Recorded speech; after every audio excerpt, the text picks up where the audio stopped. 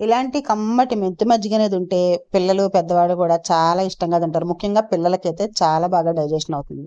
కమ్మని పెరుగు తీసుకుని అది కొంచెం మజ్జిగలా చేసుకుని కొంచెం వాటర్ వేసుకోవాలి. ఎందుకంటే బాగా చిక్కగా ఉంటుంది కదా పెరుగు అనేది.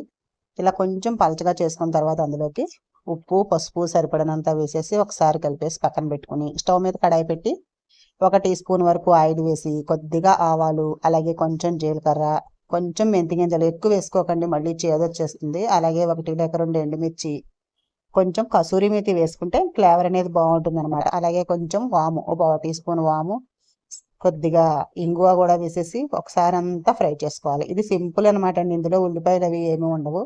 అలాగే పచ్చిమిర్చి, కరివేపాకు వేసుకుని 1 లేక 2 పచ్చిమిర్చి, మరీ ఎక్కువ వేసేయకూడదు. కరివేపాకు కూడా చిటపటలాడిన తర్వాత ఇలా మజ్జిగలో కలిపేసుకోవడము. రుచికి రుచి, ఆరోగ్యానికి ఆరోగ్యం. సూపర్ టేస్ట్గా ఉంటుంది. ఇంకా మళ్ళీ మళ్ళీ ఇదే కావాలంటారు మరి. తప్పకుండా మీరు కూడా ట్రై చేసేయండి. Thank you.